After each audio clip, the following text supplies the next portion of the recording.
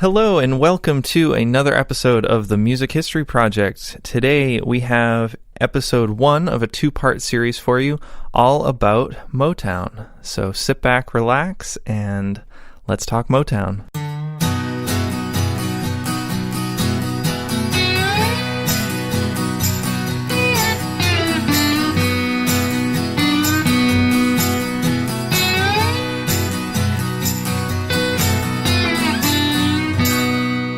Welcome to the Music History Project. We're your hosts. I'm Mike Mullins. Dan Del Fiorentino. And Michelle Shedler. All of our content comes from the Oral History Program, which is sponsored by NAM, the National Association of Music Merchants.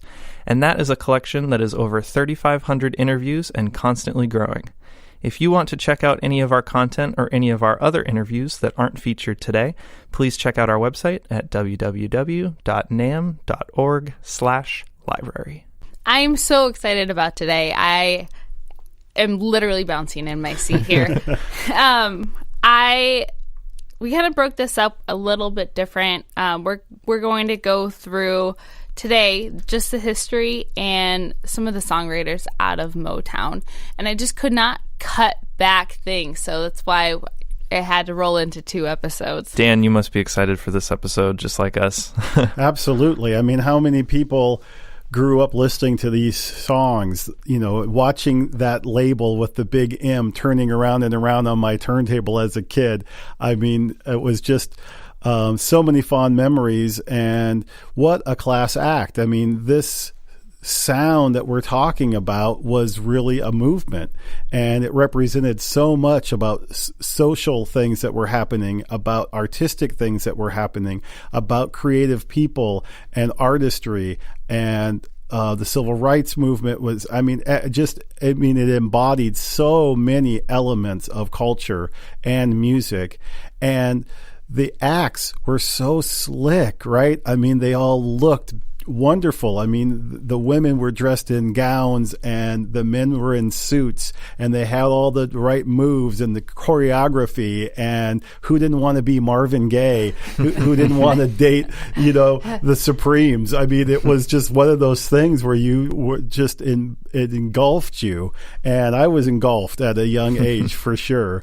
And one of the things that we're going to talk about a little bit later on, but while we're on the subject, is while that record was spinning around, the 45s that my uncle owned that I would borrow and listen to at home in my dark room, just trying to picture who these people were and what they looked like and these wonderful lyrics, there were 3 names that on the 45 goes by fast: Holland, Dozier, and Holland. And I just idolized those guys without really knowing that much about them.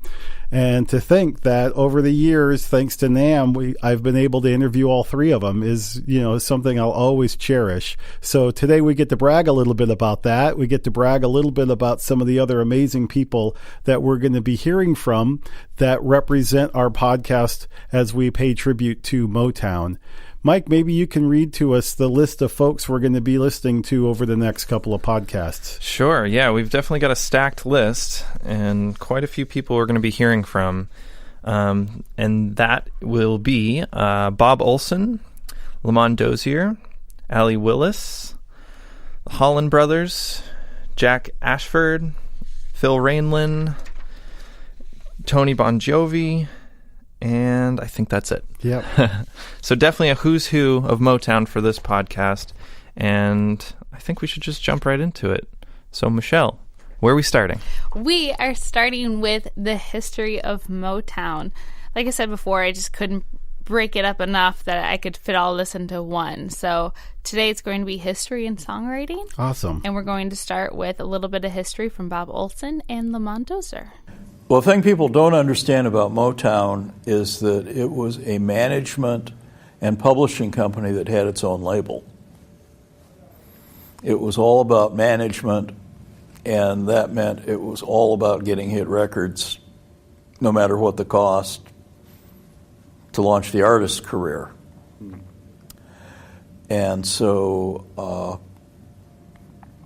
it was that, and the other thing is, I think somebody told me that a top 10 record probably covered about 1 month's company overhead. Nice. So you had that problem. The other problem you had was, well, the brilliant thing about Motown was that Berry Gordy had started out owning a record store, and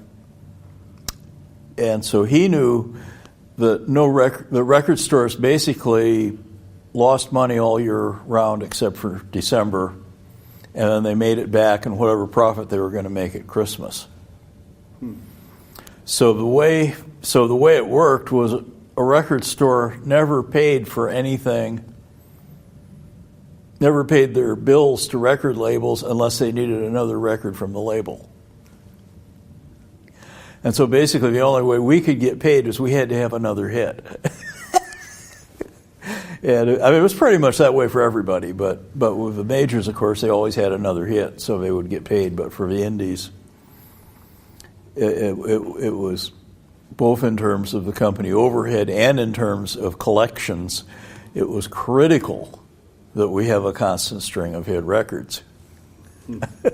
It's crazy. And that's just how it worked. So what about year did you start there? So I began in 1965. Wow. Right, they were at their peak. I mean, the charts were, there was us and the Beatles dominant, and then a few other things. I mean, it was mind-boggling. And it was mind-boggling because I didn't even know who the heck they were. I went in there cold turkey. My interest had mostly been in classical music and jazz. I hit it off with everybody because they were all jazz fans. I mean, another definition you could have of Motown, it was, what is the jazz fan's answer to how to make a living in music?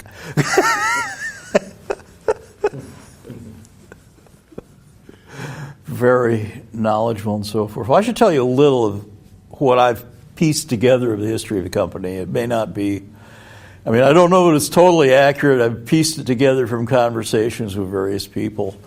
But what happened was Berry Gordy came out of the Army, he served in Korea, came out of the Army, and he and Marv Johnson, a friend of his, decided to open a jazz record store. They were both bebop fans, and so they opened something called the 3D Record Mart that was a jazz specialty store. And this was 55, 56, 57, somewhere in there. And the world at that time, the major labels didn't really want any part of jazz. They didn't really want that much of a part of rock and roll. They didn't want R&B. They didn't want country.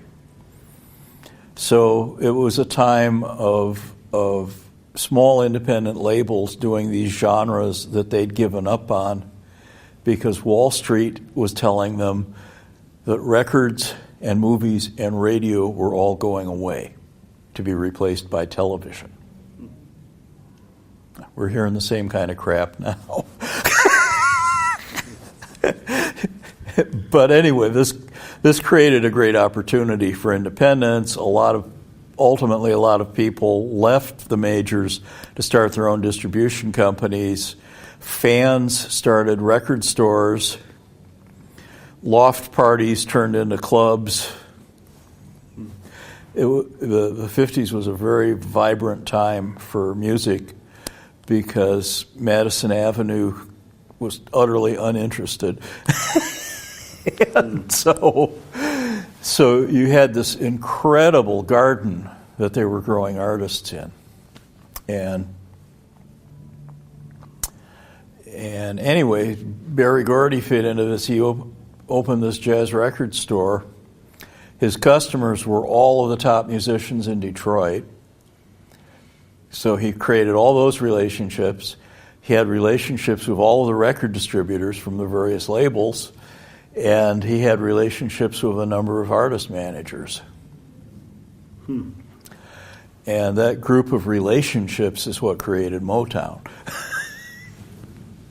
Anyway, so the record store goes bankrupt after a year. And meanwhile, his sister was working for Jackie Wilson's manager, and Jackie Wilson had recently switched over from doing all gospel to trying to do some pop. And one thing led to another, and Barry wound up with an opportunity to pitch songs to Jackie Wilson. And by the time it was over, he had done Lonely Teardrops and Reet Petite and produced them in Chicago, Brunswick, monster hits. He was the hottest producer in Chicago. But he lived in Detroit. But of course, Nashville was also really a subsidiary of the Chicago record business at that time. Because the industry was centered in Chicago because they'd figured out the Lake Michigan pure white sand was an integral part of the shellac records. And they figured out it was cheaper to manufacture the records in the Chicago area and ship them out than to ship the sand elsewhere in the country and then ship the records. So all of the majors and most of the indies were based in Chicago. And plus you had this incredible bunch of musicians in Chicago because CBS and NBC were in Chicago. So there was lots of advertising work, lots of radio work. Records were not played on the air. That took a Supreme Court ruling, a charming Supreme Court ruling that cost us our royalties and everything else in the late 40s. But anyway, the point is there was a ton of work for musicians in Chicago, plus the labels, plus anybody that could pass a literacy test was getting the hell out of the South if they were black. And they'd come to Memphis and then Chicago. And so you had Memphis and Nashville kind of feeding Chicago. That's kind of the context that Motown came from. And Barry knew all these people. And he was originally, his first deal, he did a record on Marv Johnson. Came out on United Artists it came out on. When all was said and done, he got back a check for $100, and it had been a top 10 record. And at that point, they all kind of looked at each other and went, no, this isn't going to work. And at that point, the idea of starting a record label became an idea. And his first artist to his own label, which was called Tamla, which was named after his children's first names. First artist was Smokey Robinson and the Miracles. And he had learned that you didn't have to completely sell everything to a label. So he had a master lease deal with Chess Records on Smokey's records. And it included the ability to buy back the record. And ultimately, Shop Around started climbing the charts. And he went to a guy named Barney Ailes, who had originally been the Capitol distributor, but had set up his own distribution company. And a bunch of his buddies from other major labels had set up their own regional distribution companies. And so they were able to put together the money to buy Shop Around back from Chess and launch Tamla as a national label distributed by all of these guys that had put up the money to buy the master back and the whole thing. And from what I gather, that's how Motown was launched. Wow. And I also utterly believe Berry Gordy is the smartest man to ever go into the record business. And my experience with other labels has been one face palm after another. Why are you doing that? That's stupid. But I had no idea what I had learned just being a fly on the wall here. So when you got there, was it the same studio or had they moved? It was the same studio, which was the original, what he had originally done was his sister had a studio in her basement with an old broadcast board and a few mics. And he had started out having his musician friends come in on Sunday afternoons, and he'd pay them $5 for their trouble, and they would bang. He quickly learned that he didn't have singers that could keep up with the musicians, so they would bang out backing tracks, and then he'd take those tracks to either United Sound or Special Recordings in Detroit, who were the two big advertising studios, and they would do a straight overdub where they'd play the mono backing track back, and the person would come out of the speaker in the studio, the person would sing, and then they would record a mix of the microphone and the backing track onto a second tape recorder. And they quickly figured out that they could splice together takes because they were all the same except for this vocal. And so they did that originally. And Barry ultimately wanted to have his own studio, and we did some recording in Chicago too when he got wanted to do something, but he wanted to have his own studio, and a photography studio came up for sale right in the advertising district of Detroit, which would be very convenient to the musicians. And that's what became Hitsville. But it is not, when they talk about the dirt floor, that had to have been his sister's basement because Hitsville had a soft pine floor for spiking tripods and lights. Very nicely set up for that.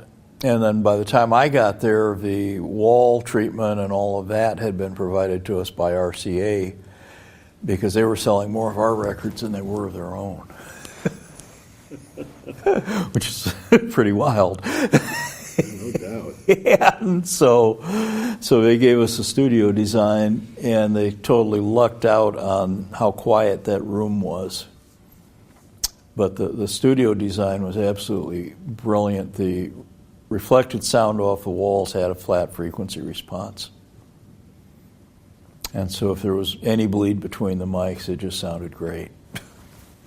And most of us had no idea how good that studio was until we went elsewhere.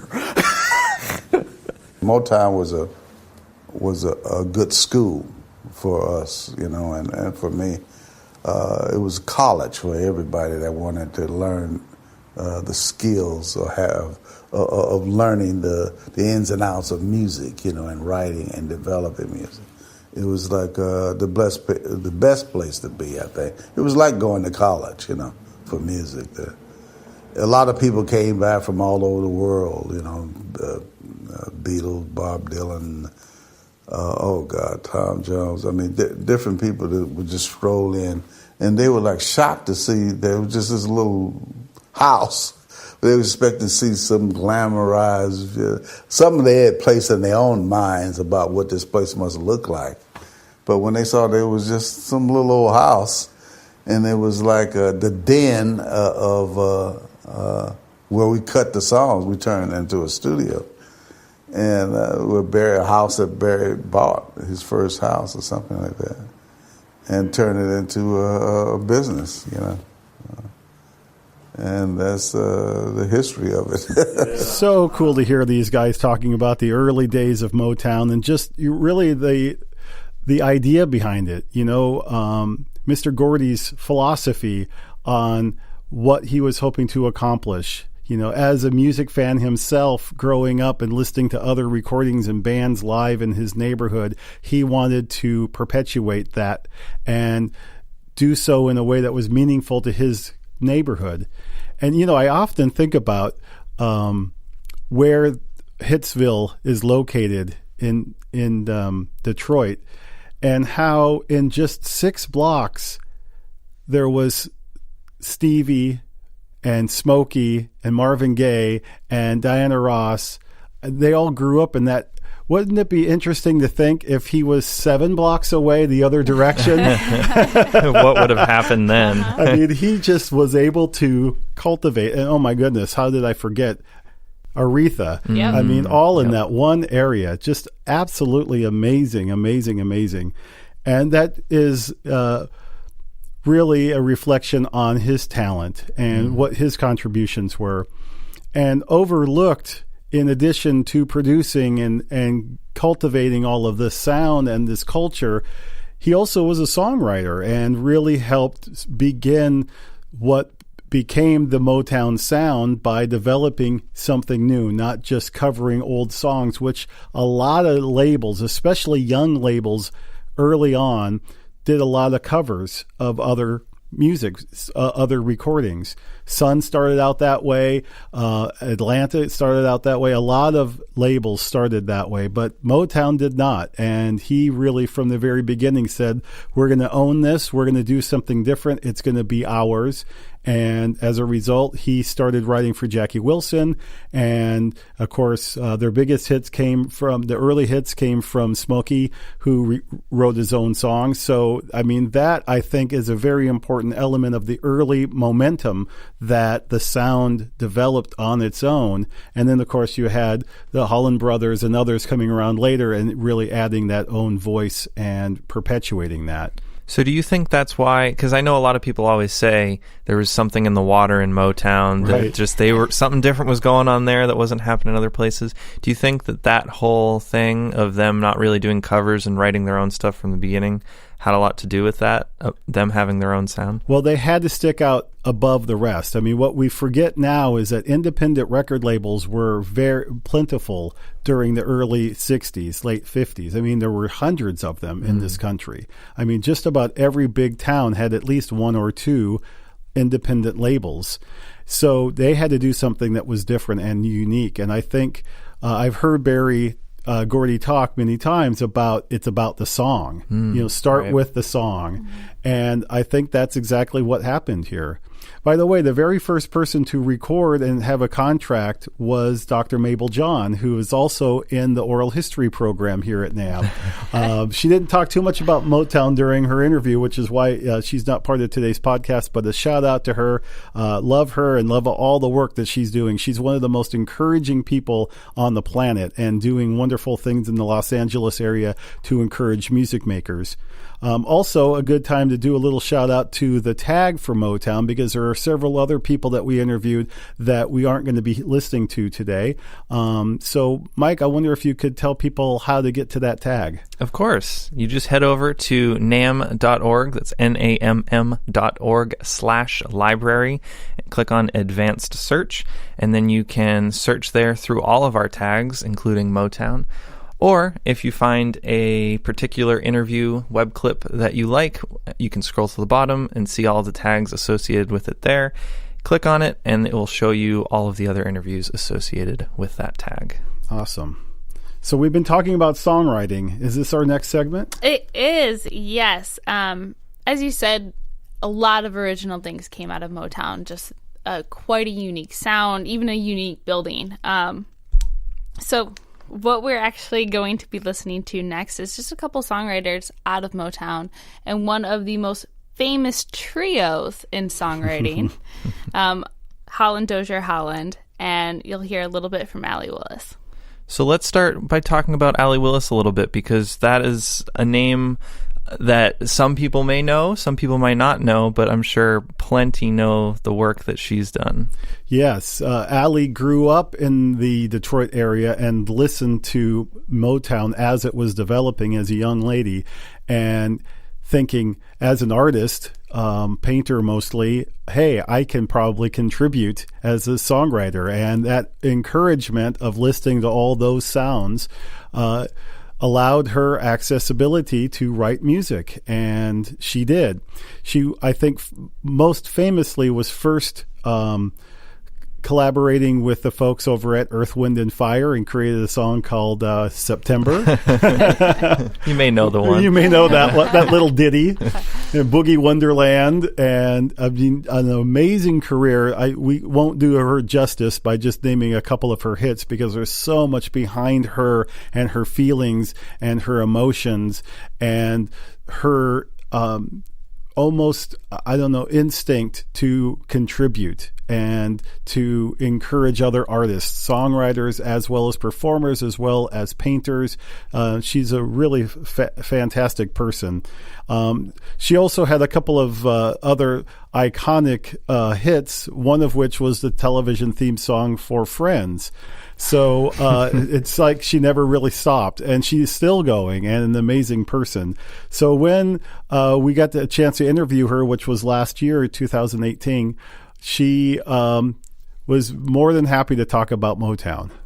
Awesome. So let's hear Allee talking about what it was like working with Lamont Dozier, Holland Brothers, and other favorite songwriters of hers. First of all, I have written with Lamont Dozier, and it's very hard for me to write with him because he puts his hand on the keyboard and I'm like screaming. All he has to do is boom, and I'm like, oh my God. So Holland Dozier Holland, without question, because the Motown acts would put out full albums of just their songs, like the Supremes sing Holland Dozier Holland. But every one of those songwriting teams, for a very different reason, I loved. Holland Dozier Holland, probably at the top, just because of the sheer number of hits they had. It was, they had 5-6 things on the top 10 at the same time. Norman Whitfield killed me. That was an entirely different approach to songs and very social conscious. Smokey Robinson, I loved. His songs really varied from each other. Ashford and Simpson. Don't have enough to say. Plus, they were both spectacular people. Together and separate. Right? Oh my God, yeah. But really, those were probably my favorites of the Motown writers. But anything that came out of there, it was rare that I didn't like a song. So I would say, I'm pretty clear on which songwriters in general influenced me the most. Certainly who my favorites were. But they're all in that, every single one of them. So once again, that was Allee Willis, and if you're interested more in her career, I highly suggest you head over to the NAMM website and check out her full interview, which is posted over there, where she talks about her entire career, her childhood, and what she's up to now. Fantastic. Thank you. I'm really grateful that we have the opportunity. I was just reflecting on a little conversation we had before the microphones were turned on about, okay, let's pick our favorite Motown song.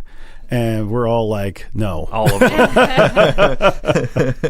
I mean, as soon as I thought of, Tears of a Clown came first, and I thought, that's always been such a great song for me. But then I thought, well, now you're starting to talk about Smokey and what he's written. Okay, so My Girl, and and all of a sudden, and then you have to compare all these artists too. It's right. like, okay, which one? Exactly.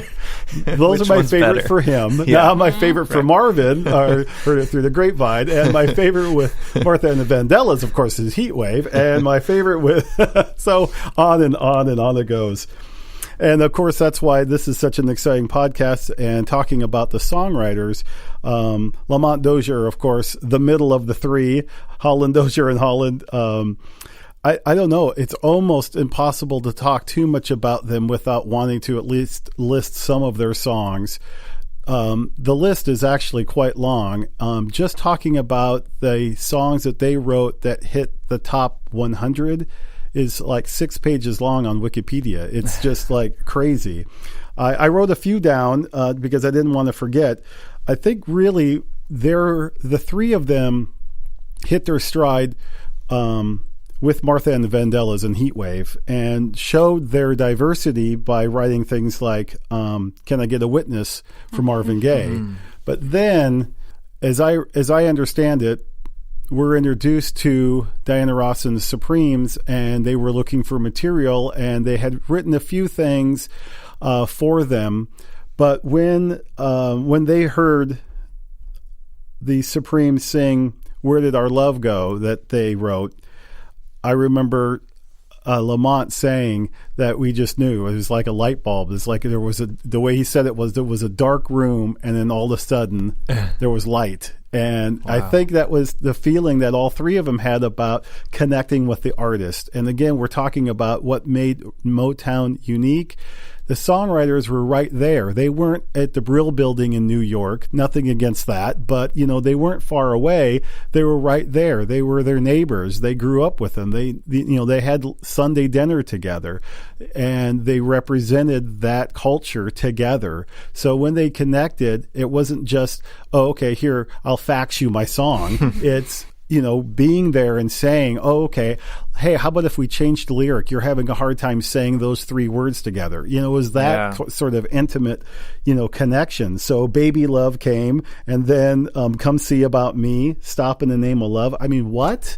I'm rambling these as if, it's a grocery list, but these are hits. Yeah. These are things that sort of, I won't quite say changed the world, but for a lot of people, this was their introduction to rhythm and blues, to soul music, to things that, outside of their culture. If you grew up in Minnesota, as I did, I wasn't exposed to the same neighborhood of Detroit until I listened to Motown. And I think those are the compelling elements that drew people to that, and what's interesting to me is we always talk about songwriting and making sure it's relatable to a person. Motown had this great way of doing it where I didn't relate and I still loved it. I didn't really know. I didn't have clothes like that. I didn't have boots that were that shiny. I mean, my God, the Temptations looked so awesome. I didn't look like that. I didn't relate like that, but I was enthralled, and so it was just an amazing experience, I think, what they were able to do to connect to each other. "Back in My Arms Again," by the way, got to mention that with the Supremes. These, by the way, are all just the number ones. "I Can't Help Myself" for Tops. Another one with the Tops is "Reach Out and I'll Be There." "You Can't Hurry Love" with the Supremes again. "You Keep Me Hanging On," of course. "Love Is Here and Now You're Gone," another number one with the Supremes. "The Happening," one of their later hits. And then I was thinking there was a couple of other songs that the Holland, Dozier and Holland wrote that were definitive for a career, like "Band of Gold." It wasn't a number one hit, but that was a big changing point in their career. Like I'm thinking of the chairman of the board. When they got together and sang a song, it was "Give Me Just a Little More Time," and that defined their whole career. And it wasn't even a number one hit. You know what I mean? Right. So we're only talking about the number one hits. We're not being very fair to the fact that the number twos and the fours and the sixes were also career defining for some artists. Right. It just, unbelievable output as far as I'm concerned. And now I'll tell you that meeting all three of them, I just felt like they were friends. They're very nice people. They never got too uppity and I feel the same way about Smokey. I mean, here's a guy who rewrote, the way we listen to music almost. And yet he's the nicest guy. And I felt the same way about the three guys, and Allee, and just about everybody we're talking about today. And I think that element is very important. And I want to have a shout out to Mr. Gordy's family, who also played a very big role in this. We didn't mention this, but I think we should. His sister, his aunt.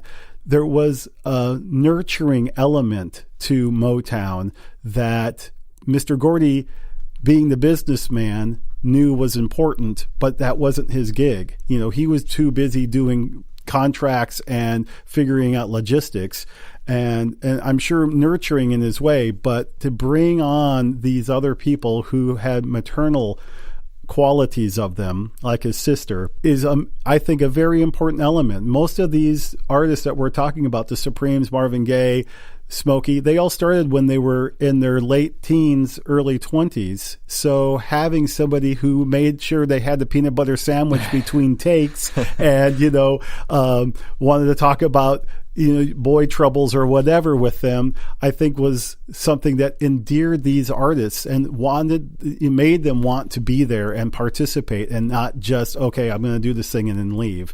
And that's that feeling that Allee was talking about what is represented in that building of Hitsville is that love and that sincerity. And I think that's a very, very important element of what we didn't hear but was heard. Yeah, I mean, it all makes sense when you're explaining it like this, Dan. It's like they were all a family. Like, they all lived near each other. They all wrote together. They all performed it together and recorded it.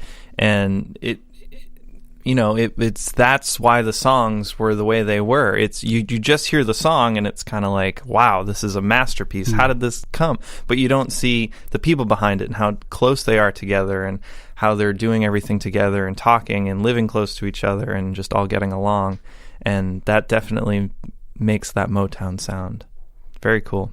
So popping in from that, I think it's kind of great, again, that it is at the recording studio is actually a house, because it is a home and it was their home, and it was just a place everyone could come and go and be creative, and it's just awesome.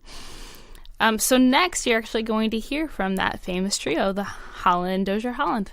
Yeah, so first up we're going to hear from Lamont, and he's going to be talking about how he got into songwriting and then signing with Motown and starting to work with the Holland brothers. When do you suppose you were starting to put together the idea that you can express your own feelings through music and words? That was, I guess, when I wrote a poem called A Song when I was about 11 years old, and I was going to elementary school right outside the housing project, the Jeffrey Project, where my mother and my siblings eventually moved to. But Poe Elementary was the name of the school. Edgar Allan Poe Elementary that's apropos. The corner phrase. No, but in there I met this woman, or I should say my homeroom teacher and English teacher as well, Edith Burke. She was very influential in getting me started in writing lyrics by accepting this poem that I wrote called A Song and putting it on the blackboard. And she kept it on there for, at least a month.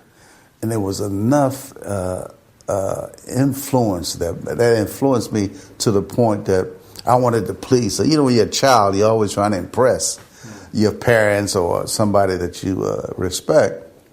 In this case, she put this poem, and nobody had anything that she thought was better than this poem. That's why she kept it on the blackboard for so long. She thought it was poignant and had a lot of things to say about the coming together of people around the world coming together through music, and how songs and music sort of like is the glue that bring people together around the world. And no matter if they didn't understand the lyrics, they still were drawn by the feeling of it, And she thought that was very poignant of me to grasp this type of thing. She said, "How did you come up with it?" I said, "That's how I feel. I feel that that's what music is, since I listen to it all the time. And I just gathered these ideas about music and what it does to people, Going to the Paradise Theater comes to mind. My father took me to go see this extravaganza, as I guess they would call it, a musical extravaganza. And there was Billy Eckstine, and of course we were way up in the nosebleed section. And they had Billy Eckstine, Sarah Vaughan, and Ella Fitzgerald, and Count Basie was playing, and the orchestra. And I guess I had to be about 5 or 6 years old, and watching the people And it was on a Friday night. People had just gotten paid, you know. They said the eagle flies on Friday, you know. So we were all enjoying ourselves, and I was more or less studying the people. And they were stomping their feet and in the aisles and laughing, crying. It all depends on the music, you know, where the mood of the music took them, you know. And I was just watching the people. And I said, God, boy, what a force, music, you know. How can something like this make people feel like this? They were happy, they were sad, they were laughing. I mean, they were just enjoying themselves on their feet, sitting down, you know, whatever they wanted to do. The music like led the way, you know. I kind of leaned over to my father, I remember. I said, you know, Dad, one day I'd like to make people feel like that, because I was always watching their feet, and they would just stomp. And at first I couldn't figure out, was something, and did they take something to stomp like this to make them all jump up and down? And I'm just looking interested. And then I realized that it was from the force of the music, you know, that was driving this thing, that was this frenzy that these people were in. And I said, God, that's a powerful thing. I'd like to have a little of that myself. I'll learn how to do that one day, you know what I mean? And that's basically what was instilled in me. And when I got there, I met up with Brian Holland, who was one of the writers and producers of Please Mr. Postman. And we became a team. And then shortly thereafter, his brother, Eddie Holland, who used to sing the demos for Jackie Wilson when Barry was writing those songs for him. And he decided that he wanted to stop singing because he just didn't like entertaining or being on stage. So he'd rather be in the background. So he said, Lamont, you and Brian are writing this stuff, but I see that you write, although you write music and lyrics, it takes you the longest to write the lyrics. So why don't we do this, form a trio, and we just have a situation where you start the ideas and give them to me, and I'll finish them off, and then you and Brian can get back to producing some other songs. Brian was a recording engineer too. So we were a factory within a factory, so to say. And we were able to get out more songs placed with the artists and everything. And then we became, out of, I guess, 10 writers and producers there, we became Barry's #1 writing team over there. Because a lot of the people wrote in teams or they wrote by themselves. In this particular case, we were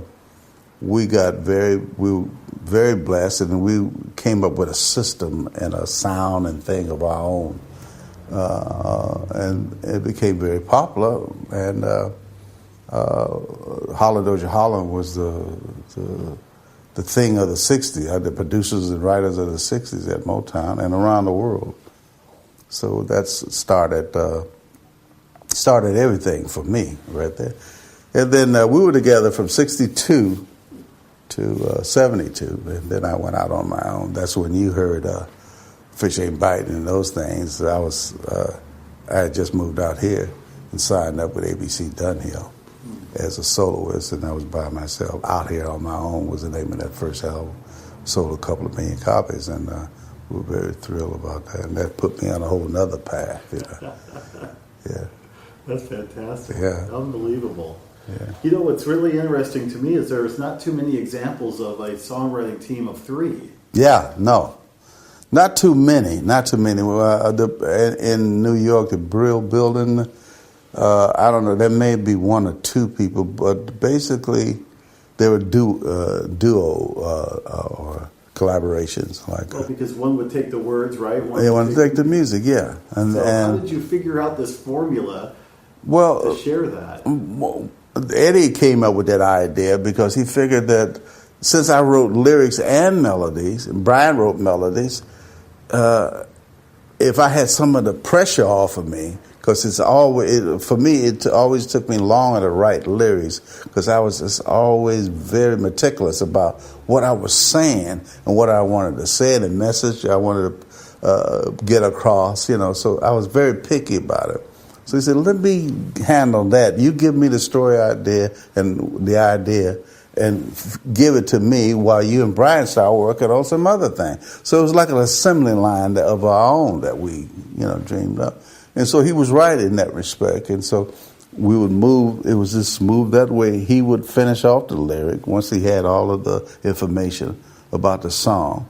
Brian and I had worked out the track and did the tracks in the room, head arrangements we call them, just with a chord sheet, and really began to tell the musician what to play and how, and if we had any significant melodies and counter lines, we'd tell them that too, and sing it to them or play it on the piano for them. But while Eddie was writing, finished off the lyric and getting ready to teach the artists, while we were turning them out in the studio, the next batch to be worked on, So that's how we did it, and the trio became famous for that particular way of writing. We were able to get out more stuff, and became very, very successful at it, I guess you might say, and I guess one of probably the only trio that I think that ever accomplished what we were able to accomplish during that time, Yeah, some people have described it as you guys almost became one person, sort of a person. Yeah, right. That's right. And that was really something to that because we almost felt alike. I'd be sitting and thinking of something, and Brian be thinking of something, and at the same time, why don't we go? It was like, it was almost simultaneous that we would see and hear and feel the same thing. So in that way, we were like one, the three of us, and we were able to get a lot of things done by being so in tune with each other. And I've always been sort of curious. I mean, for example, almost every number one hit of the Supremes you guys wrote did you write specifically for them? Well, after let me see, the first song, "Where'd Our Love Go," I came up with, and they didn't like it, and actually I did the song for the Marvelettes, and they really didn't like it and didn't want to do it. So they were a group that had a little notoriety, so they were able to say no, and I had to find somebody else then. I had already cut the track, and that created some problems for me because it was in a different key for Diane. And finally, we settled that out and worked that out, where she would just have to sing it in a lower key, but it gave her another sultry type of sound for this song. And although she didn't like the song, nothing again, and Mary and Flo didn't either, they thought it was some hand-me-down stuff because they heard about the Marvelettes refusing to do it. And so they were low on the totem pole, so to speak, on the list of artists.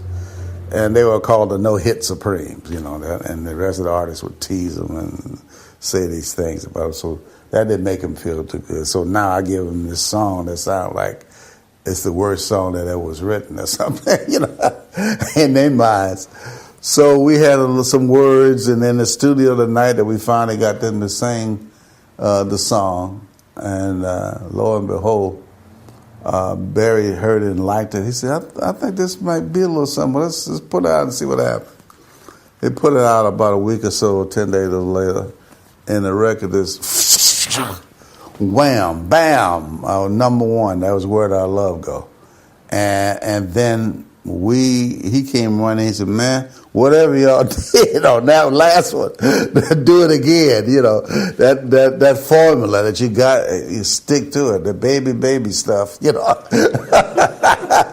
I said, okay, I got you.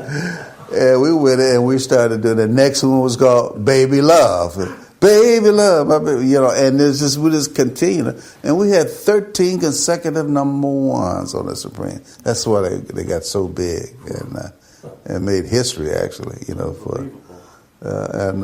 then while that was happening, we were still working with the Four Tops. That bam, they hit in '64 with "Baby I Need Your Lovin'," and then it went from that to "Reach Out, I'll Be There," and one thing after the this "Reach Out." I mean, this about 7 to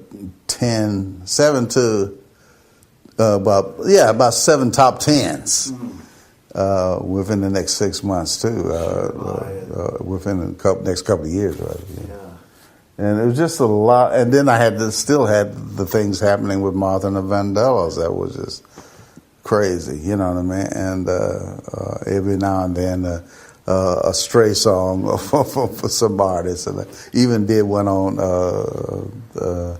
a Smokey, who needed some stuff because he was on the road all the time and didn't have time to do something. So he heard me playing this song, "Lum-de Lum-de-Lie." He said, "What are you gonna do with that?" I said, "It's yours if you want it." You know what I mean? And that was Mickey's Monkey, but it became a top 5 song. Yeah.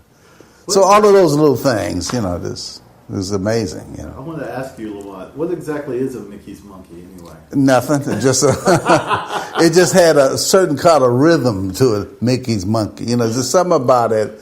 Had it kind of rolls off your tongue, and so I felt that it could be a dance song, and he's in lum-de-lum-de-lie, and it had that kind of feel of the old hand jive, Willie and the hand jive, dump-de-dump-de-dump. Well, that's all it was. It was just a dance, a little feel-good dance song, and it just happened to work with Mickey's Monkey and that idea about this cat named Mickey coming in town showing a new dance, spreading it around, Just fun stuff. Fun, exactly. Yeah. I mean, that's part of what I think the magic of what you were able to do is convey that fun. Yeah, right? Yeah. Feel good music, we call it. Just feel good music. Yeah. And then a lot of it was, and then the other part, if it wasn't fun, it was about love, unrequited love or whatever. It was just love and how people go through things when they're in love and how they try to survive after having a heartbreak, you know what I mean? But those things all worked out, and people seemed to gravitate to it because it was something they can identify with, And what was it like writing for Marvin Gaye? Marvin was he was a good friend, a running buddy, because we met at Anna Records. When he came to town, he was with Harvey Fuqua, and he was with the Moonglows, and Harvey and the Moonglows then. And they came to town, and Marvin had a relationship with Anna Gordy, and Harvey had a relationship with Gwen Gordy, you know what I mean? So anyway, we became very tight, Marvin and I, and talking about different things. And we used to sit in the studio and do little rudiments and things on the drums and show each other chords and singing licks and do all of that while we were there waiting for something to happen with our careers. Marvin eventually wound up signing with Barry, who, as you know, has started doing some good things with Miracles and Marvelettes. And so he signed Marvin. But working with Marvin was sort of hectic sometimes because Marvin had his own way of doing things, wanted to do his own. But he would get perturbed by the keys. If the keys were not comfortable for him, then he would get perturbed by that. But we had an idea, the Hollands and I, that Marvin sounded very good when he had to work, when the key was a little high for him and he had to maneuver around areas that he didn't like to sing. It was a lot of work trying to develop some kind of new structure or new sound. And he was good at that. When you force him to work for it and having the key a little bit out of his range, then he would shine like he did on How Sweet It Is. He went up into his falsetto a little bit and had ways of, after he got through cussing us out, you know what I mean? He would go in the studio and then he would sing and come up with some stuff that we never even thought of as far as the performance, He was great at that. He was one of a kind. Yep. You did several things with him. Oh, yeah.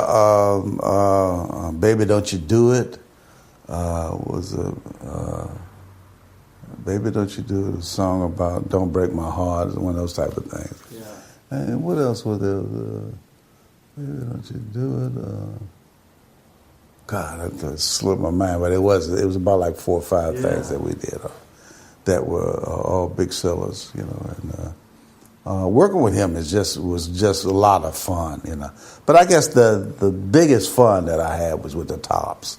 The Tops just made it really like it was a party, you know what I mean. These guys, because they were professionals, they'd been out on the road on Billy Eckstine when they were teenagers, you know. They used to back Billy Eckstine. And they were the number one group in Detroit. Everybody aspired, if we had a vocal group, everybody aspired to be the Four Tops, you know, because they were like the guy, the doo-wop group to be like, if he was going to be like anybody, you know, because they were in Vegas with Billy Eckstine, and to go to Vegas with Billy Eckstine, that's the pinnacle, you know, as far as we were concerned, the doo-wop guys, you know. And when we got the opportunity to work with them, it took us about a year to get the ball rolling with them. But then when we did, we hit with the right song, I believe, "Baby, I Need Your Lovin'," that first big hit. And then the rest is, like they say, history. Then they started rolling. We started rolling it out one by other, you know, "Sugar Pie, Honey Buns," you know, and it's the same old song, and "Reach Out, I'll Be There," blah, blah, blah, Bernadette, and, you know, just the hits kept coming, as they say, you know. And we were very fortunate to be on a roll with all of these people, Martha and the Vandellas as well, you know, Heat Wave, and, just a bunch of things, you know, on her.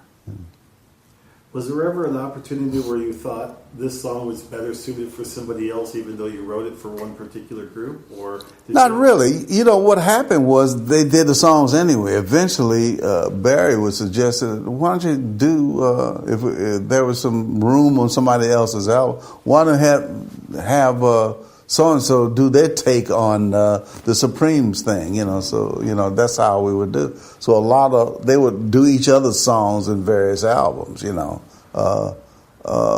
with a different type of take, you know what I mean? Like Gladys Knight did Heard It Through the Grapevine, and Marvin had Heard It Through the Grapevine, but two different performances, you know. And also it was good for the publishing company too, I imagine. So that was Lamont. Next you're going to hear from Brian and Eddie Holland. What happened is I started singing first, you know, and I was about 18 and a half. So I was singing, and through that I met Berry Gordy. And Berry Gordy at that time was a successful songwriter. He was writing for Jackie Wilson, you know, which is another one of the artists in the city that used to sing around a lot with Jackie Wilson, as well as Aretha Franklin, but she was doing more singing in her father's church as a teenager. But, you know, she was known throughout. You know, I can remember once she was going to be at a church, a friend came by. He said, look, Aretha's going to be singing at some Baptist church. He said, well, let's go see her. We walked about maybe 6 miles, you know, and to see her. And, you know, he wanted to go, so I went with him, and 6 miles back. When I look back on it, I said, wow, that's a lot. But we were having fun, talking and laughing and singing all the way, you know. So we went to this church, you know, to see Aretha Franklin. You know, she was just a kid, you know. So what do you think was the turning point in your lives? Was there somebody who gave you the idea about going into writing yourselves, or did you come up with it on your own? Was there a mentor or someone who kind of held your hand along the way, or did you just say, we can do this? Brian started the writing. I wasn't interested in writing in the slightest. Didn't have the slightest idea about it. Did you have another career in mind? I just wanted to sing. Because I found out that Jackie Wilson had made $250,000 that year for singing, and at the time I was going to night school for accounting, and I said, wow. And I looked and I saw that. I said, wow, I could do this. I said, you know, that's a lot of money, you know. So basically, that's what sparked my interest. But Brian always was dabbling with the piano. You know, he can expound on that. Well, yeah, I started when I met Berry Gordy. I started going to his place and started putting music to lyrics. And I love to do that. I love the melodies, and I would play these melodies and just write up to lyrics. I was not a lyricist, but I just, whatever lyrics he gave to me, or if a friend of mine had lyrics, I would try to put melodies to them, you know. So you met Berry Gordy, and then sort of, we want to say the rest is history, but we need to fill in a little bit of that. But he didn't tell you he was skipping school, too. Oh, you were. Yeah, I didn't want to tell that. Don't film me, no. Yeah. And my mother, The kids are listening. right, and my mother had to go over to Barry's a couple of times when she found out he wasn't in school, found out where he was, and he was over there doing the music thing. Well, you're in good company, because I understand that happened a lot with Ben and Jerry, for Ben and Jerry. Oh, is that right? They seem to have come out of it wasn't always such a Bad thing, right. No. I understand that you were first working in a little office, the Hotsville office? Hitsville. Hotsville. Yeah, all right. Hitsville. Well, it was hot. Hitsville. It was hot, yeah. Hitsville office. And how long of a time did you spend there? Is that a long... Well, when you speak of how long a time, you mean writing songs in that particular spot? Yes. Oh, whatever it took to finish up or come up with songs. Yeah. But was this were you it was with Hitsville over a number of years, is what I'm wondering. yeah, right. And that we had that office for a long time. Yes. Yeah, but he started in Ray's apartment. Oh yeah. Well, yeah. Before. Well, yeah. I didn't think so. Yeah. I started writing songs with Barry's first wife back on Gladstone, Pingree. Was it Pingree? Yeah, Pingree. When it first started. Then we moved to Gladstone. And then it mushroomed into Barry buying these buildings, the Hitsville building, and giving us an office downstairs there. And it wasn't so hot. No, not that hot. No, it was air conditioned. It was air conditioned. Oh, that's good. So, when you started writing, though, is it my understanding, is this correct, that you were told about a particular recording artist, and then you would write a song for that person, or were there songs that you had already written that they thought would be suitable for a particular singer, or was it a little bit of both? A little bit of both, but mainly they would have a designated artist that they wanted songs written for, and we would write them. But we were writing so many songs at that time that we would have had a few left over, you know what I mean? And if an artist came along, we would give it to that particular artist. And how did you feel if you had it in your mind that you were writing a song for a particular person, and then somebody else wound up recording it? Did that make any difference? Well, it wasn't. I hear where you're going with this. It wasn't quite that way. Basically, when Brian first started, he had that type of instruction because there wasn't that many artists there in the first place. So, but when Brian teamed up with Lamont and then I entered the picture, we would just write songs, and whatever artists we felt fit those particular songs, that's what we would do the songs on. And in the process of writing the various different songs, if there were songs that didn't fit that artist, we would put them aside, and then other artists would come along and we would put it on them. Like the song on the Four Tops, "Baby I Need Your Lovin'," had sat around for a couple years. Mm-hmm. And then before, they said, well, the Four Tops is going to sign here. Said, do you have anything for them? Well, my interest at that time was not to, say, work on the Four Tops. But I said, it's a song here that might work for them. So I listened to this. I said, I haven't finished writing it, so I listened to the track. I said, well, I'll write it. So I wrote it and got with the Four Tops on that.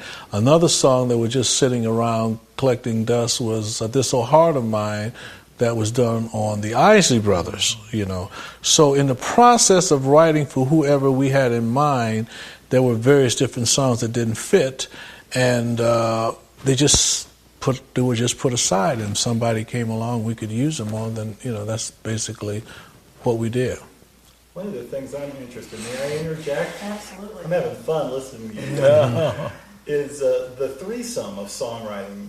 You really were the ones who pioneered that concept. There were really a whole lot before that time, and certainly not in rock and roll in the early days of Motown and soul songwriting. Mm-hmm. Was that a challenge for you guys, or you just didn't know any different, so that's how you did it? No, it was by design, first of all. Again, Brian and Lamont were writing together. Brian, at the tender age of 19, 20, had already had enough money to buy his first Cadillac, because that's what everybody wanted, especially a young boy at that time, you know, and he was already making money. I, as a singer, you know, had some mild success, you know, on a pop top 30, you know, with a record called Jamie, which we didn't write. Barrett Strong wrote it. And it was a question of economics, where my recording bill was much higher than the income that was produced from these songs. And Brian had a reasonable enough money that he had received from his endeavor of writing that sparked my interest, that maybe I was doing in the wrong part of the business. And so I made up in my mind that, you know, I think I want to learn how to write songs. I didn't have the slightest idea about writing songs. I took about 2 years to myself for a while, trying to learn how, just to teach myself by going to anyone that I knew could write a poem, anyone that had any idea about poem structures, anyone that he could even write a song. You know, I would talk to them about it, you know. Then I would practice writing lyrics, and I would go to different people around me, and I would ask him, include my mother, you know, and ask him, well, read this, and what does this lyric say to you? And then if they hesitated, they said, well, what about this? I'm not sure. I think. I said, okay, but never mind. So I would take it back, because I knew that the key was I had to write it plain enough that anybody reading it could understand exactly where I was going with it. And when they couldn't, I would take it back, and, you know, and then I would start asking people, because I realized that it was very difficult for people to give you real tough criticism. I sensed it, you know. So I would say, listen, I want you to look at this. I don't want you to tell me what you like about it. I said, because I already know what's good about it. I want you to tell me what's not good about it, in your opinion. So this is how I got people to start telling me. Then I would just keep working on the craft of trying to write. But I just, at that time, went to Brian, because I noticed that Brian was really good on these melodies. I mean, I was just amazed. I had been coming to the Motown office once and heard certain melodies he was playing, and I was just so taken with it. I just couldn't believe that he was playing this, you know. So I didn't go inside the room. I just sort of stood outside and thought about it. I said, wow. I say, man, he's good. He's really good, you know. And I couldn't believe it, you know. And he and Lamont, you know, they were doing a few things together. And then I got this idea. See, I went to Brian. I said, you know what, you and Lamont are very fast with melodies, and they were extremely quick and very critical, you know. But both of them were very quick in their resolutions of chords and understanding the chords and understanding how to follow the patterns of the melodies and the music, what the dynamics of it all. So they both get together and they would just pump out a lot of melodies. But I noticed that lyrics was taking them a long time to do lyrics. And I said, well, Brian, I said, listen, what if you and Lamont did the melodies and I did the lyric? I said, you would be able to put out product at a much, much faster rate. And I said, you could make $30,000 this year. You know, the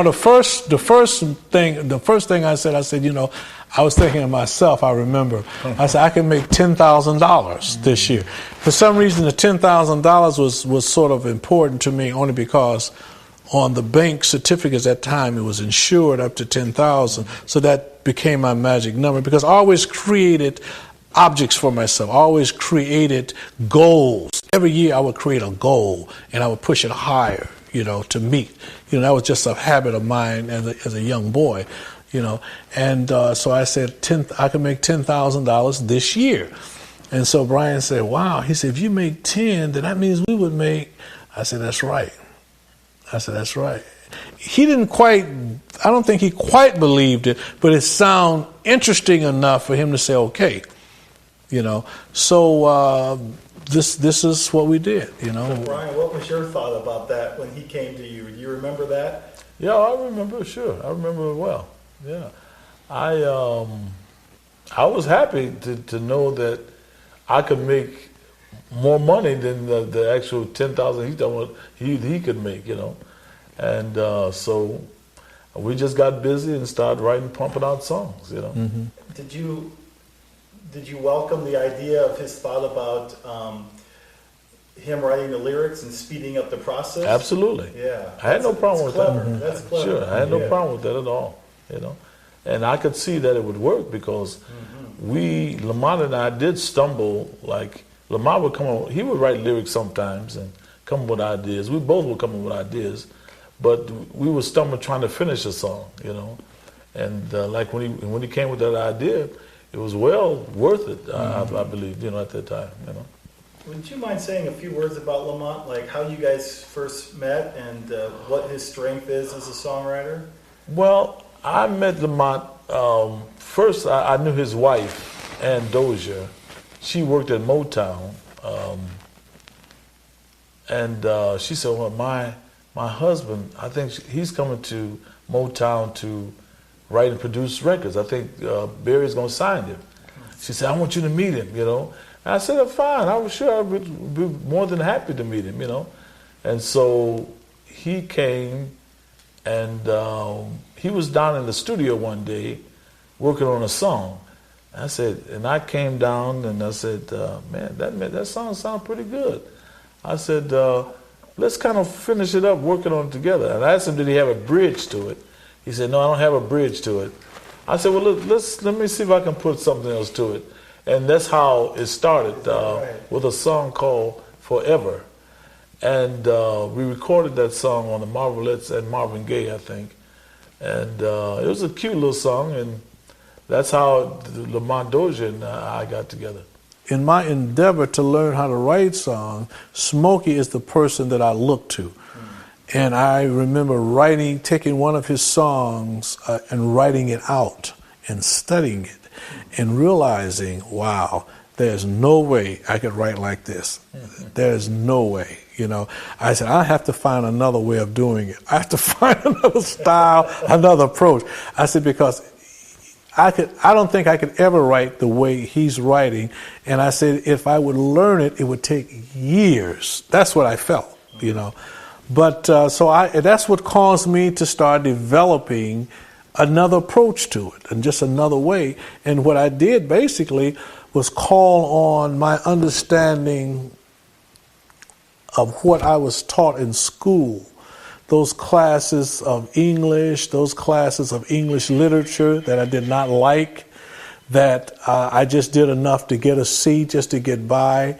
But I found out that I had picked up so much from these classes. I had picked up much more than I really knew that I had. And I could just say, and many times I say I would love to go back, you know, but all the teachers were gone at the certain, and thank these teachers. They have no idea what they have contributed to my life.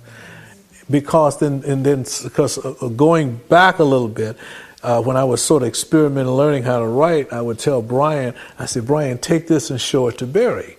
I said, but don't tell him that I wrote it, because he know I can't write songs, and he's going to automatically look at it with a very critical eye. Tell him you wrote it. But then when I knew that I had arrived, is when Brian said, well, I said, well, Brian, what did he say? He said, well, Brian, he said, this is good. You didn't write this, Brian. Janie wrote this. Now, Janie, at the time was Janie Bradford, who wrote Money, is that she's one of the people that I marvel at her ability to write. I just marvel at her talent, you know. And when I would compare myself with her talent, to me, it was I wasn't even in the same class with her. You see, so when Brian came back with that message, I remember like it was yesterday. I was sitting at my grandmother's kitchen table. You know, I said, "Wow." I said, "Then that means I'm there now." So once again, that was Brian and Eddie Holland, otherwise known as the Holland Brothers, otherwise known as Holland, Dozier, and Holland, otherwise known as the Motown Sound. No doubt about it. And what great guys. A little shout out to Evelyn Lipson, one of the volunteers of the Museum of Making Music here in Carlsbad, California, who allowed me the opportunity to hang out with the Holland Brothers. Her son knew them or knows them, and so she was able to hook all that up, and I'll never forget her for that. That was 2004, and as you can tell, the stories are still relevant, still a very important part of American culture. So that's going to wrap it up for this episode of the podcast all about Motown.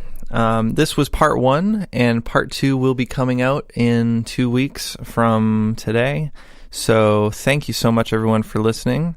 We talked about the history and songwriting today, and next episode for part 2, we are going to be talking about playing music at Motown, the recording process.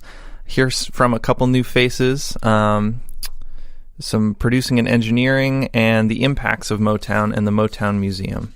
So make sure you tune in 2 weeks for the conclusion to this episode. This has been fantastic fun. Special thanks to Michelle for going through, weeding all these interviews and coming up with all these gems. Thank you. Happy to help. All right, guys. Thanks for listening, and we will see you in 2 weeks. Bye. Bye. Bye-bye.